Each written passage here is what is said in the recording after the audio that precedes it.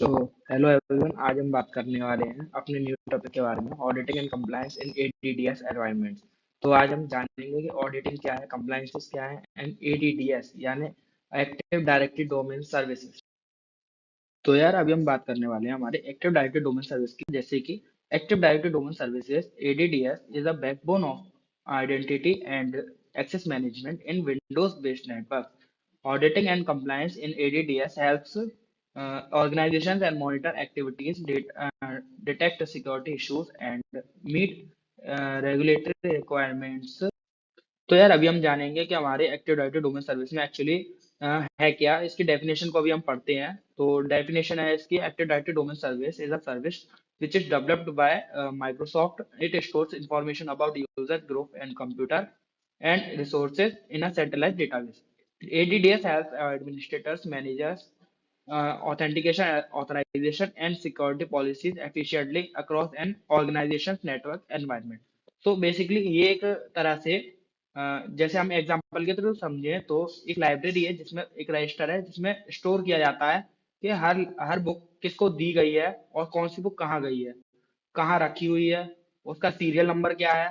तो जिस तरह से वो रजिस्टर काम करता है, सेम उसी तरह से हमारा एडीडीएस काम करता है, जो रिकॉर्ड स्टोर करता है एक डिजिटल फोन बुक में कि ये वो हमारा यूजर है या कंप्यूटर है या कोई प्रिंटर है हमारा, तो वो नेटवर्क में किस एरिया में है, किस चीज को यूज कर रहा है। तो वो काम हमारा एडीडीएस करता है। तो यार पिछले हमने स्लाइड में बात करी थी हमारा एडीडीएस क्या होता है। तो अभी हम बात करेंगे हमारा ऑडिटिंग क्या होता है। तो ऑडिटिंग बेसिकली, अभी हम उसकी डेफिनेशन के ऊपर जाते हैं। तो ऑडिटिंग की डेफिनेशन कुछ इस तरह का आ रहा है, जैसे auditing in ADDS refers to tracking and recording activities performed within a activity directed environment.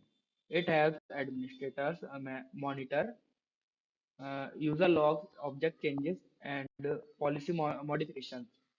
Also, access attempts auditing provides visibility into who did what, when it happened, and from to where it was performed. तो basically ये क्या करता है कि ये track करता है हमारे डिजिटल फुटप्रिंट्स। तो अभी हम उसे समझेंगे कि ऑडिटिंग है क्या, एक एग्जांपल के थ्रू समझते हैं हम इसे। तो एक्चुअल में हम बेसिकली ऐसे ऐसा कह सकते हैं कि जैसे हमारी कंपनी है जिसके अंदर हमारा ऑडिटिंग यूज हो रहा है। तो ऑडिटिंग बेसिकली क्या करेगा कि जैसे कोई हमारा एम्प्लॉय है, वो हमारे संडे के दिन हमारे ऑफिस का सर्वर यूज कर रहा है। तो जब वो उसे एक्सेस करेगा तो वो उसका एक लॉग क्रिएट कर देगा, यानी एक एंट्री क्रिएट कर देगा। तो हमें उससे उसके थ्रू पता चल जाएगा कि हमारे किस एम्प्लॉय ने कौन सा फोल्डर यूज किया है, कौन सी फाइल यूज करी है, कब यूज करी है, कौन सा डेट था, कौन सा टाइम था। तो वो सारा का सारा डेटा स्टोर करेगा अपना एक डिजिटल, जो हम बोलते हैं डिजिटल फोन बुक, जिसे मैंने बताया था, उसमें अपना पूरा का पूरा डेटा स्टोर करेगा ये। तो उसको हम ट्रैक कर सकते हैं, जिसे हम बोल रहे थे डिजिटल फुटप्रिंट्स। तो वो इस तरह से हमें पूरी इंफॉर्मेशन मिलेगी उसके बारे में। तो यार अभी हमने बात करी थी हमारा ऑडिटिंग क्या होता है, बट अभी हम बात करेंगे हमारे ऑडिटिंग की इंपॉर्टेंस क्या है इंडस्ट्रीज में।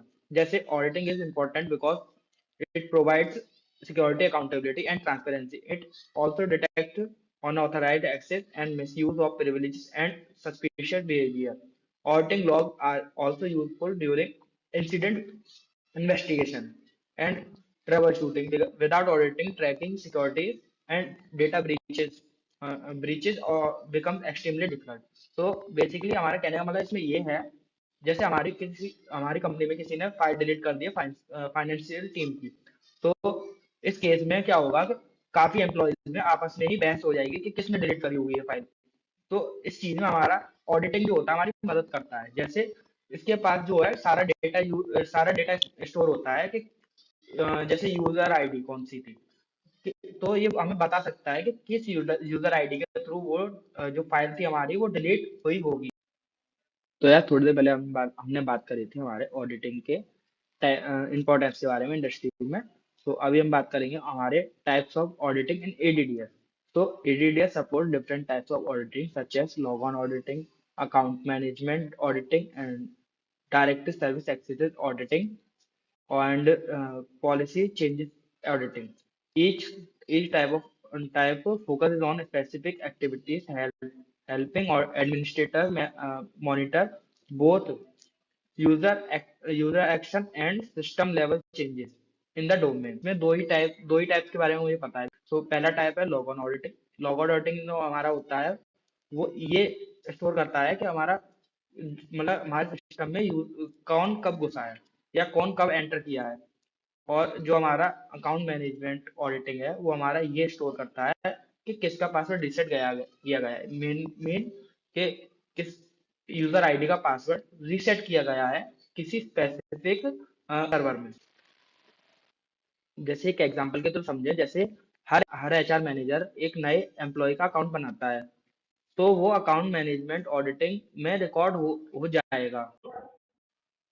तो यार हम पिछली स्लाइड में हमने बात करी थी हमारे ऑडिटिंग के बारे में। तो उसके आगे बढ़ते हुए हम बात करेंगे हमारे ऑडिटिंग के कंप्लायंसेस के बारे ऑडिटिंग के बाद में कंप्लायंसेस के बारे में। तो कंप्लायंस के मीन्स होता है rules.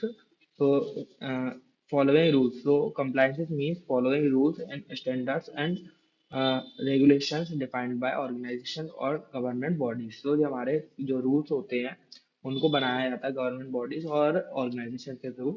So in EDDS environment, compliances and measures that security policies, access control, and data protection misuses and meet illegal organizational requirements such as ISO and GDPR, HIPAA। तो इसका मतलब ये होता है कि जो हमारा डेटा प्रोटेक्शन का जो लॉ है वो हमारे ऑर्गेनाइजेशन के मतलब अकॉर्डिंग है कि नहीं है, उसके मतलब उसके हिसाब से है या नहीं है। सो इसमें जो तीन जो हमारे रूल्स दिए गए हैं इनके अकॉर्डिंग हमारे दो जनरली सबको पता होते हैं, जैसे कि आईएसओ। आईएसओ का मतलब होता है आईएसओ का मतलब होता है international standardization international organization for standardization. तो और जीडीपीआर का मतलब होता है general data protection and regulation. General GDPR जो हमारा होता है वो यूरोपियन यूनियन के द्वारा अ, अ, हमारा स्टेब्लिश किया गया था। एंड जो हमारा इंडिया है, इंडिया में जनरली यूज होता है डीपीडीपीआर। जो ये दोनों ही नियम बहुत सिमिलर है हमारे, देखा जाए तो ये बेसिकली काम करते हैं डेटा को हमारे सिक्योर करने के ऊपर। और जो हमारे साइबर क्राइम्स होते हैं उनमें जो भी हमारे कह सकते हैं कि ये प्रावधान होते हैं इनके अंदर कि ये अगर ये वाला आपने जुल्म किया है तो उसके उसके अकॉर्डिंग आपको कौन सी सजा हो सकती है, नियम के अकॉर्डिंग ये दिखाए जाते हैं। तो यार कंप्लायंसेस के बारे में बात करने के बाद अब हम बात करते हैं कि कंप्लायंसेस के हमारे इंपॉर्टेंस क्या होते हैं एडीडीएस के अंदर। So compliances is important to avoid legal penalties and financial losses and reputational damages. तो बेसिकली जब हम नियमों का पालन नहीं करेंगे तो हमारे ऊपर पेनल्टीज लगेंगी और हमारे जो फाइनेंशियल लॉसेस होंगे एंड रेपुटेशनल जो डैमेज होगा। ये सबसे मेन होता है कि रेपुटेशन का डैमेज होना। जैसे हमारी एक कंपनी है, जैसे माइक्रोसॉफ्ट को मान लेते हैं, जब अगर उसमें से डेटा का लॉस होगा तो आप बेसिकली जान सकते हैं कि उसका मतलब कितना डैमेज होगा। जैसे हम व्हाट्सएप का तो काफी ज्यादा सुनते ही हैं कि व्हाट्सएप का डेटा बहुत ज्यादा हमारा लीक हो जाता है। तो जैसे इस चीज में तो हम सब जानते हैं कि उसका फिर इस चीज में कितना नाम खराब हुआ था कि व्हाट्सएप का डेटा लीक हो जाता है। तो इसमें नेक्स्ट लिखा है जैसे proper compliances ensures data confidentiality integrity and availability. तो बेसिकली जो हमारे जनरली ये कॉन्फिडेंशियलिटी इंटीग्रिटी एंड अवेलेबिलिटी होते हैं इनको बोलते हैं सीआईए ट्रायड। तो ये काम करते हैं, ये होते हैं हमारे सीआईए ट्रायड मॉडल। ये काम करते हैं साइबर सिक्योरिटी मॉडल के अकॉर्डिंग। तो इसमें कॉन्फिडेंशियलिटी का मतलब होता है कि हमारा डेटा हमारा डेटा वही ऑथराइज यूजर यूजर ही एक्सेस कर पाएगा। एंड इंटीग्रिटी का मतलब होता है कि इंटीग्रिटी का मतलब होता है कि यार इंटीग्रिटी का क्या मतलब होता है? इंटीग्रिटी का मतलब होता है जैसे reliability accuracy and reliability and accuracy. इसका मतलब जैसे ये ये ये चेक ये मतलब हमारा अप्रूव करता है जैसे कि हमारा डेटा मॉडिफाई तो नहीं हुआ या फिर हमारा डेटा में कोई करप्शन तो नहीं हुआ। इसका काम हमारा इंटीग्रिटी करता है। अवेलेबिलिटी हमारा काम करता है कि डेटा प्रॉपरली हमारे यूजर तक पहुंचे। इसका मतलब है कि डेटा जो है बीच में कहीं से मतलब मिस मिस तो नहीं हो गया है। जैसे हमारा जो डेटा होता है वो छोटे छोटे पैकेट्स में जाता है बहुत सारे, तो उसमें से अ, अगर वो सीक्वेंस में नहीं जाएगा, मान लीजिए उसमें से वन पहुंच गया पर लेकिन सेकंड पैकेज नहीं गया हमारा, जब सेकंड पैकेज नहीं जाएगा तो सीधा थर्ड पैकेज पहुंच जाएगा उसके पास, तो एक तरह से डेटा मिस यूज हो गया और हमारा जो लेटर्स जो हम व्हाट्सएप में भेजते हैं वो आगे पीछे हो जाएंगे हमारे, तो हमें समझने में उसे बहुत ज्यादा दिक्कत होगी, तो उसको बोलते हैं अवेलेबिलिटी पे। तो उसके बाद में लिखा है हमारा कि ADDS compliance also helps organizations maintain consistent security policies and demonstrate accountability during auditing है। तो इसका मतलब है ये जो हमारे कंप्लाइंसेस होते हैं ये हमारे अकाउंटेबिलिटी भी लेते हैं हमारे मतलब डेटा को प्रोटेक्शन करने के लिए। तो यार इम्पोर्टेंस जानने के बाद में हम बात करते हैं कि कॉमन कंप्लायंस स्टैंडर्ड्स क्या होते हैं। तो जैसे कि some common compliance standards related to ADDS including ISO 27001 and GDPR and HIP AA and SOX. So these standards require strong access controls and regulation auditing and proper documentation and secure handling for users' data and data ADDS plays a key role in fulfilling these requirements. तो इसमें कहने का मतलब ये है कि जैसे अलग अलग इंडस्ट्री के के अलग अलग रूल्स होते हैं। तो जीडीपीआर जो जैसे हमारा इसमें जिक्र किया गया है, जैसे जीडीपीआर का जो जो कि एक यूरोपियन डेटा है, डेटा प्रोटेक्शन लॉ है। सो ये क्या करता है कि मतलब ये यूरोप के ही डेटा को प्रोटेक्ट करता है। तो हम एक एग्जांपल के थ्रू भी समझते हैं, जैसे कि हमारा एक एग्जांपल जैसे मैं समझाता हूँ कि अगर आपकी कंपनी क्रेडिट कार्ड से पेमेंट लेती है तो एडीडीएस इंश्योर करेगा कि सिर्फ जो डेटा है आपको मतलब ऑथराइज यूजर जो होगा तो वही आपके क्रेडिट कार्ड की डिटेल्स को देख पाएगा। तो यार अभी हमने बहुत बात कर ली जैसे हमारे ऑडिटिंग क्या होते हैं, कंप्लाइंस क्या होते हैं, एडीडीएस क्या होता है, सीए राइट क्या होता है। बट हम बात करेंगे हमारे ऑडिटिंग के टूल्स के बारे में, जैसे कि हमारा माइक्रोसॉफ्ट विंडोज होता है और हमारे कुछ बिल्ट इन टूल्स देता है, जैसे कि स्लाइड में लिखा हुआ है event viewer, group management, group policy management and advanced audit policy configuration. तो ये हमारे कुछ मतलब बिल्ट इन टूल्स होते हैं जो हमारे माइक्रोसॉफ्ट विंडोज के द्वारा दिए जाते हैं हमारे ऑडिटिंग के लिए एडीडीएस में। तो और कुछ थर्ड पार्टी टूल्स भी होते हैं जैसे हमारे जो कि हमारे reporting and real time alerts के लिए यूज होते हैं। और the tools help administrator analyzes logs and ensure continuous and monitoring.